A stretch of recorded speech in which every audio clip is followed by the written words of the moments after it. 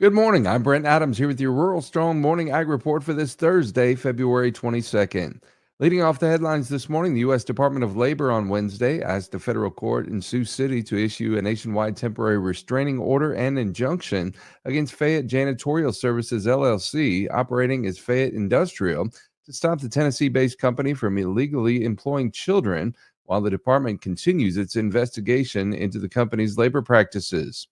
In a news release, the Department of Labor said investigators discovered Fayette employed children as young as 13 years old to clean and sanitize spaces and equipment during overnight shifts to fulfill sanitation contracts at a Purdue Farms plant in Accomack, Virginia, and at Seaboard Triumph Foods in Sioux City. In its filing, the Department of Labor alleges Fayette employed 15 children in Virginia and at least 9 in Iowa to clean dangerous kill floor equipment.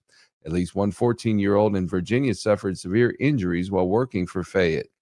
The Fair Labor Standards Act bans children under the age of 18 from working in dangerous occupations, including most jobs in meat and poultry slaughtering, processing, rendering, and packing establishments. In a statement, a Purdue Farms spokesperson said, "We terminated our contract with Fayette prior to this court filing. Underage labor has no place in our business or our industry. Purdue has strong safeguards in place to ensure that all associates are legally eligible to work in our facilities. We expect the same of our vendors." Fayette has yet to respond to the charges. While Iowa Senator Chuck Grassley and Montana Senator Jon Tester encouraged their Senate colleagues to oppose recent efforts that they say will weaken the Packers and Stockyards Act. The upcoming fiscal year 2024 agricultural appropriations bill includes provisions Grassley and Tester say would prevent USDA from enforcing the Packers and Stockyards Act to hold multinational food and manufacturers accountable.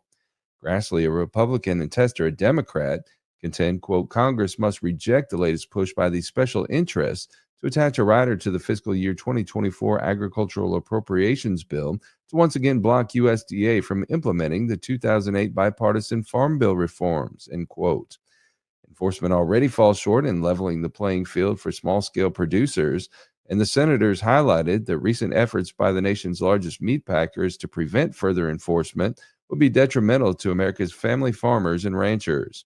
Currently, 4 companies control more than 80% of domestic beef processing, 60% of domestic hog processing, and 50% of domestic poultry processing.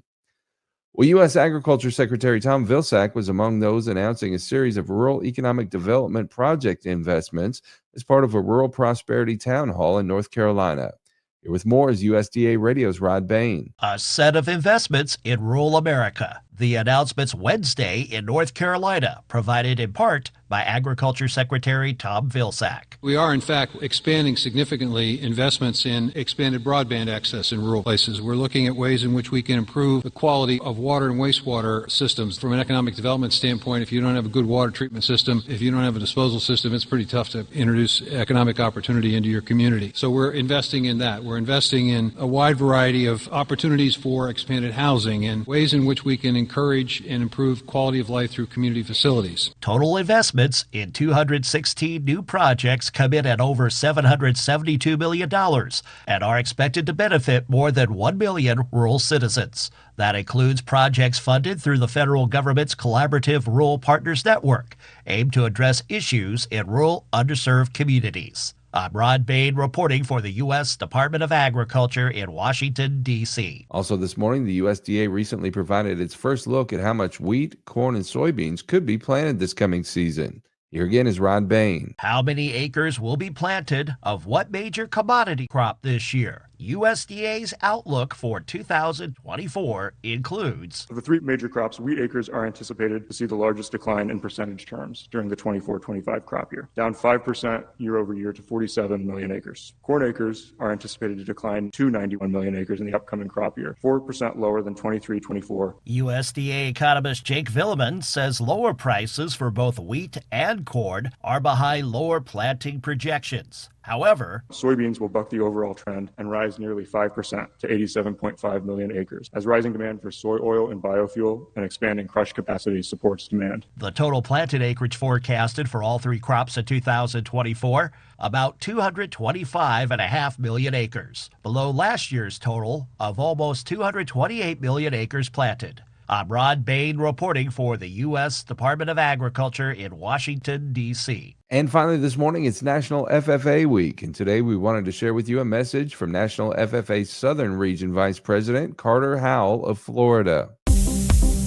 This is National FFA Week, and FFA students from across the country are celebrating. I'm National FFA Southern Region Vice President Carter Howell from Florida. Many special and safe activities are happening in FFA communities this week, but all year long, FFA members experience education, leadership, service, and personal and professional development as FFA feeds our intellectual growth and curiosity. Celebrate with us and share your FFA stories during #FFA Week. Well, you can keep up with the latest from the world of agriculture by subscribing to the Tractors and Troubadours podcast from Rural Strong Media. Each week, I bring you agriculture industry newsmakers, hot button industry issues, educational features, and the best in traditional country music. The Tractors and Troubadours podcast can be found at ruralstrongmedia.com or wherever you get your podcasts. We also invite you to join us daily on Rural Strong Radio, our 24/7 streaming radio station, found at ruralstrongmedia.com or on the Live 365 streaming radio app for your mobile device. Each day, we bring you our award-winning agriculture programming, as well as the best in traditional country music, mixed in with a little bluegrass, western swing, southern rock, and inspirational music. Again, the place to find Rural Strong Radio is ruralstrongmedia.com or the Live 365 streaming radio app. We're portable, so take us with you everywhere you go while you're working on the farm or ranch. Let's get through the workday together. I'll be back again tomorrow with another Rural Strong Morning Ag Report here on Steve Shetler Media. Make it a great day, everybody.